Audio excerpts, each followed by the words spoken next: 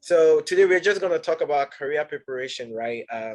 And what are some of the things that you can do as a university student to prepare yourself for the industry. So a little bit about my background. I went to Morning Star in Cantonments, and then I went to Infant School in Cape Coast. And then I went to Infant School in Cape Coast. When I went to Infant School, I thought I wanted to be a doctor. So I was a general science student. Oh, please mute your. Hello. Hi, Kofi, can you please mute the people, please? They are distracting us, please.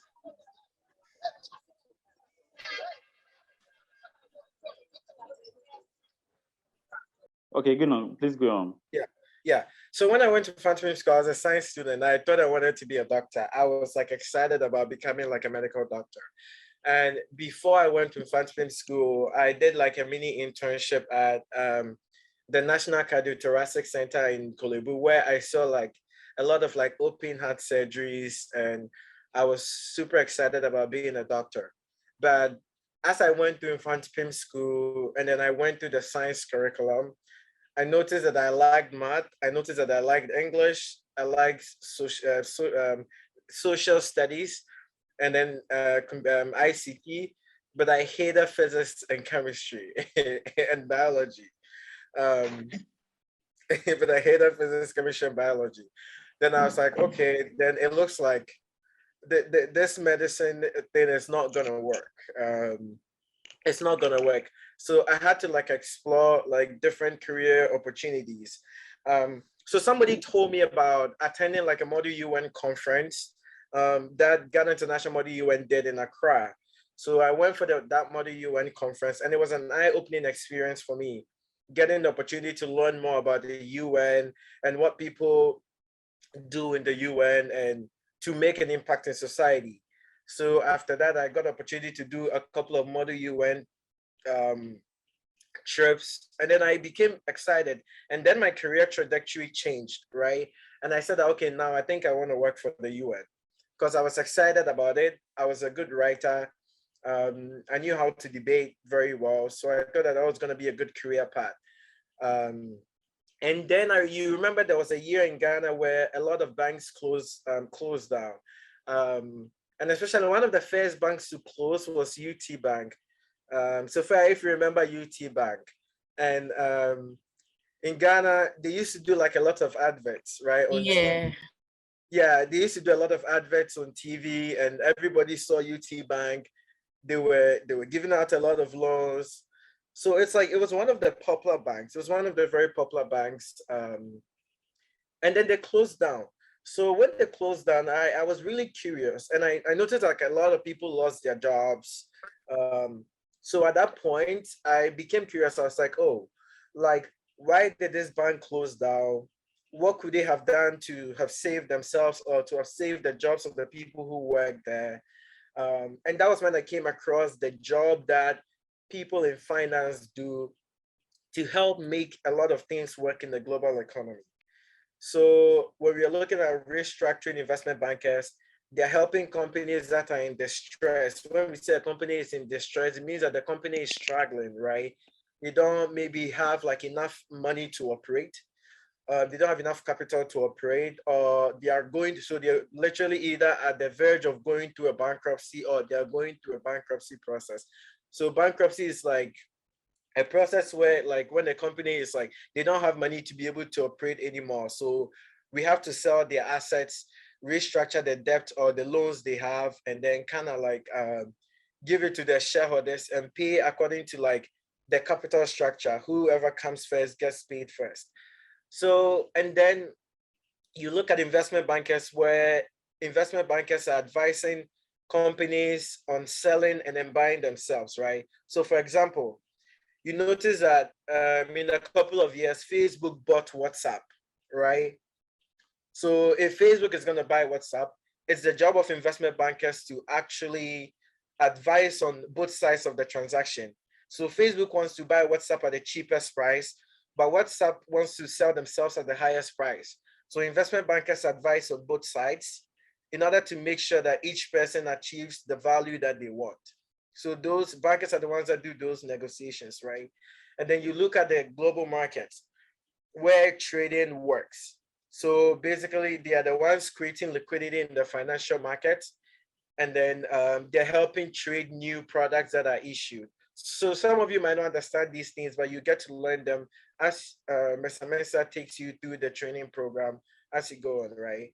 So after that, learning about what finance can do in making this world a better place, I decided that I wanted to pursue a career in finance. So I came to the US to study, and then I decided to study economics and computer science because I wanted to understand how the global economy works, how the scarce resources in society are allocated, how individuals make certain decisions that they make, and then also because the world is driven by innovation, right? So I thought that it would make sense for me to be able to understand how technology works. And then that was going to make me an effective leader or help me understand how the global economy is moving. So some of the things that I did in high school that I think kind of helped me kind of structure my career trajectory up until this point was like being involved on campus, right? So if you go to a public school, you're going through the normal system. Teachers are seriously underpaid. They just want to teach you and get out of the classroom. Nobody is going to tell you to pursue an internship. Nobody's even going to advise you on doing anything. Nobody's even going to talk to you about your career. If you are lucky, once in a year or once in every 2 years, your university will bring, or your high school will bring a couple of people from different places to come and talk to you about career in about a couple of hours. And then you leave that auditorium and you literally forget every single thing that what they tell you. And that's it, right? You go and it's like, you're just going through the system as a normal individual, right? You go to school, you study, you get good grades, you have a summer, you go and sit, if your mom has a shop, you go and sit at your mom's shop and help her sell. You don't care, you don't do anything in the summer. Even on campus, you're not doing anything to build your skills. You finish and then you're unemployed, right? You don't have any transferable skill set that you've been able to build. Maybe you didn't even perform very well when you were in school. So it's like you were a mess. But I think as youth, we can correct some of these things because in the era in which we are, technology makes every single thing easy. Technology makes every single thing easy. So you have access to like a ton of information that was online. I remember when I was young, my dad got me a computer. That was the first time I got my computer, and I was very excited. And I got internet connection, and all I used to do was to read about stuff online. So I'll Google random things and then just like read about it. And I think that all these things kind of help shape me or prepared me for all the things that I've been able to go through. So now I'm going to touch on a few things that you can do as a university student to be able to utilize your time whilst you're in the university. But the first thing that I want you to understand is if you wait for the system, if you wait for the government to shape your career for you or to prepare opportunities for you, then you're going to be messed up. If you're waiting for your parents or if you're waiting for your professors to tell you or to help shape your career for you, you're going to be a total mess, right? But that is why you are in the university. That is why you're an adult. You're a young adult. That's why you have access to internet. You can help plan your own career. Unfortunately, most of us grew up in a system where our parents were either too busy with their lives or too busy with their career to even advise you about career option or to sit down and talk to you about like what you can do to be better, because they themselves, they are figuring out their own, right? Or they went through a system where they had to do everything on their own. And then some of them for luck, some of them were lucky it worked. Some of them it didn't work, right? So I'm going to highlight a few things. Now that you are in the university, you need to understand that the coursework that you're going to go through, the classes you take, the things that you do for those classes, they are not enough to prepare you for the professional world, right? They are never enough to prepare you for the professional world. My dad's workplace hired a lady who got first class from UCC a couple of years back, right? And this lady didn't even know how to use Excel, right? But then she was a first class student from UCC. She did Bachelor of Commerce or something like that, right? But I don't blame her, because we grew up in a system where we go through the educational system with less practical experience and less exposure to some of these life or critical skill set that you can build. So one way that I think you can do that is through extracurricular activities, right? So in your various universities, some of you have professional organizations, right? Take advantage of those, right? Take advantage of those, be involved, be committed, and try to simulate how things work in the corporate world, right? Try to simulate how things work in the corporate world. So for example, we have meetings, there's a secretary taking minutes, right? We are preparing presentations on like things that we want to discuss. We are writing annual reports to keep stakeholders involved, right? We are writing proposals. We are doing some of these. We are doing research. We are publishing monthly research and all those things. Like some of these things can help build some of the skill set that the educational system lacks. And I think that as an individual, a lot of the things that I've been able to learn for myself that has helped me to be able to succeed in most of the internships and then in the roles that I serve is being very involved. I remember when I was in infantry school, if you went to a public school in Ghana or you went to a boarding school, you know how crazy the schedule is. You wake up in the morning and you do things all the way to in the evening around 10 p.m. But then I made time. I started an organization in infantry school. And then I took things pretty serious. So we would do research. We will be writing reports. We'll be writing sponsorship proposals. Through the club, I led the team to organize a trip to Europe twice when the school had never organized an international trip before. We were the first club, and we didn't get any help from any professional. It was literally just me and 3 other executives sitting in the master's house, sometimes during prep time or over the weekend, using a small laptop that he had that was not even working well, and using that laptop to research stuff. How do we do this? How do we plan this? What are sample proposals? And then we will write, and then we will do those things, and then we will look for the right people to correct it. And I noticed that some of these things actually help me build like my skills in terms of like how to use like Microsoft Word and how to even use like PowerPoint, right? How to use PowerPoint. So like I'm saying, you can be involved on campus. So that is one way that you can be very involved. That is one way that you can be very involved on campus, and it can help you build certain critical skill set that can help you succeed. The second thing that I'm going to talk about is utilizing or networking. Let me term it networking, right?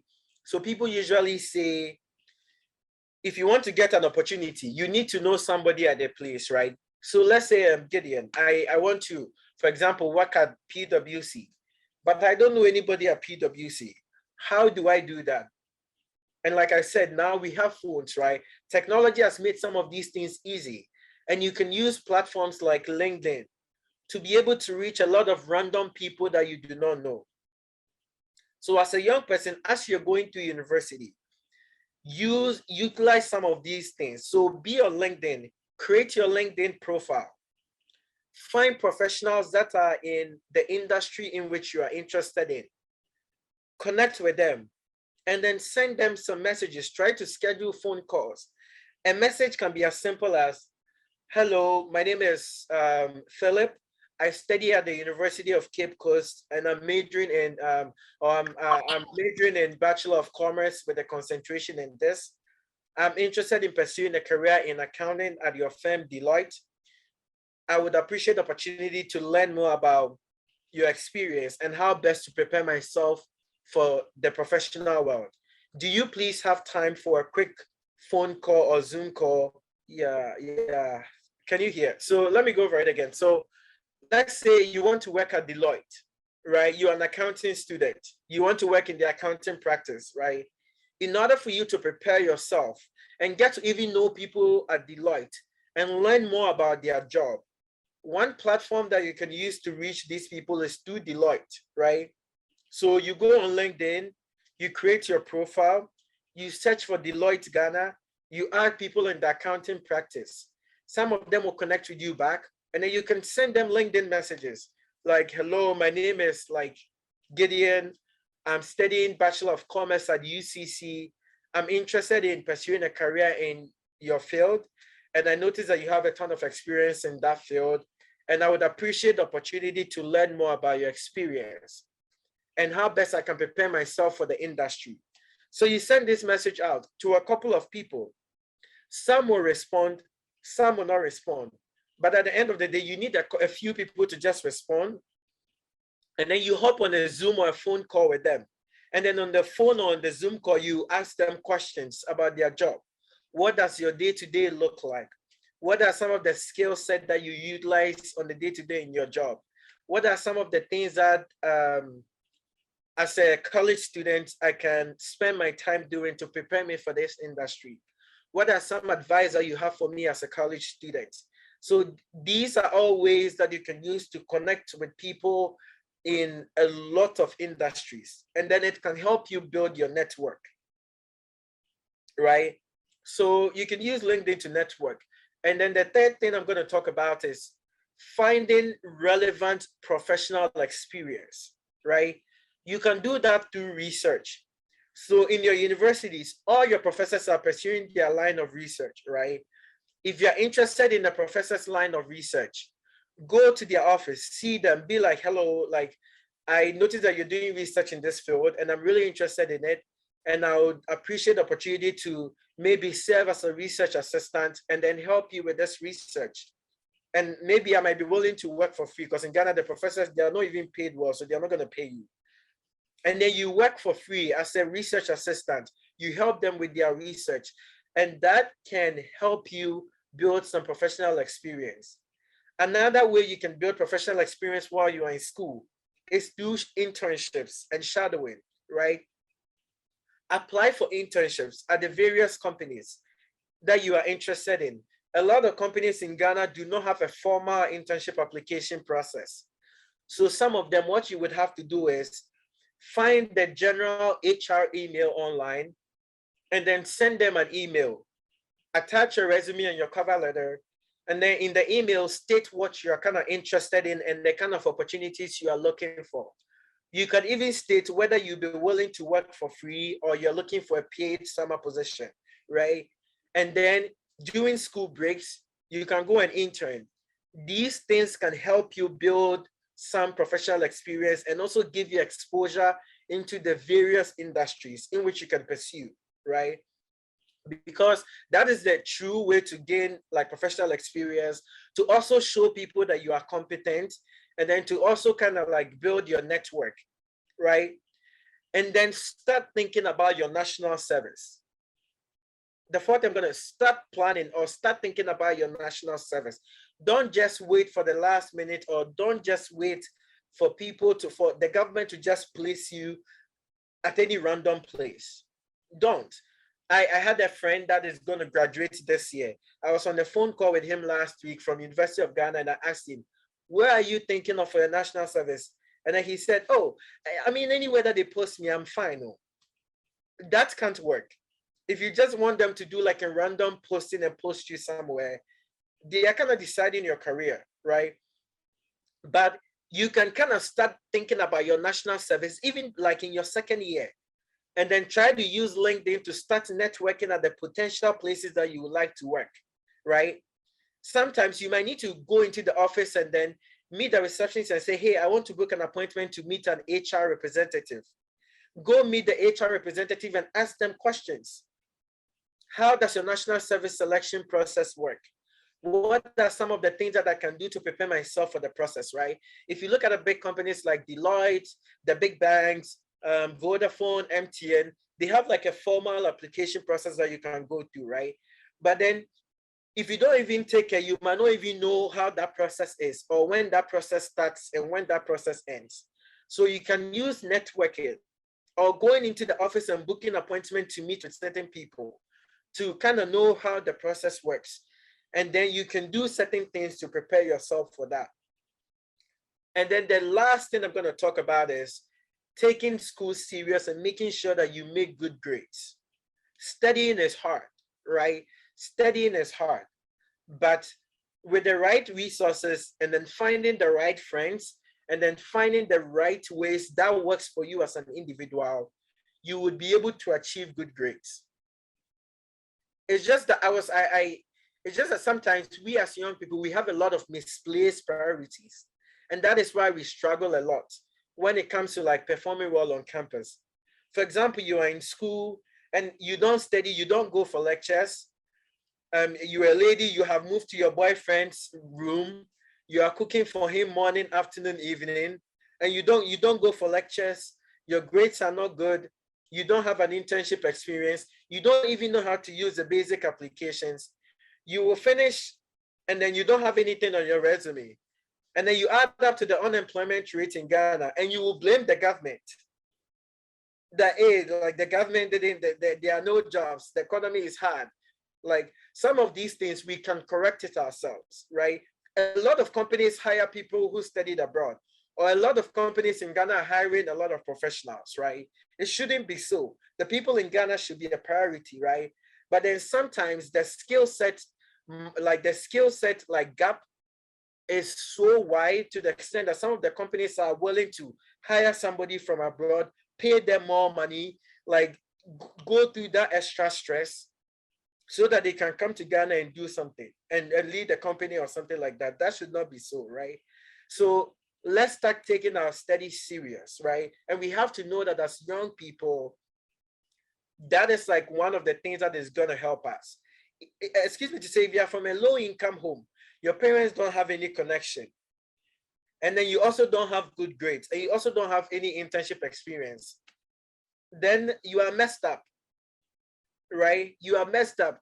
And some of like being in the university, my dad will always tell me that if you mess up in JHS, you've messed up 32% of your chances of doing very well. You mess up in senior high school as well, you've messed up about 66%. But if you messed up in university, you might not be able to recover, right? You might not be able to recover.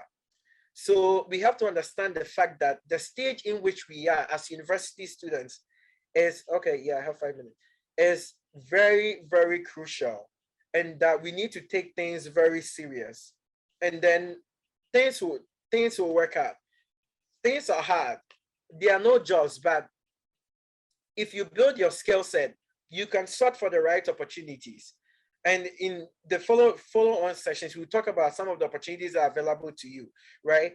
Right now, people from Ghana are getting jobs in the UK, right? To work for some of the biggest corporations. And that is available to you. If you're able to take school serious, build the required experiences that you need, and then like enhance some of the skill set that you can do in order to make you a very competitive candidate. You can get a good job outside Ghana if you desire so, right? So I think I'm going to end my talk here.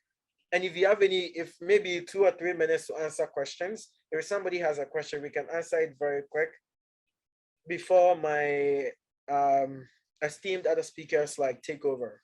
So anybody with any question, something that wasn't clear, you can ask and then we can clarify. If I'm not able to do so, I'm sure Auntie Sophia will be here, and then Mr. Mensa will be here to support me. Yeah. So I think we are open for questions. Yeah.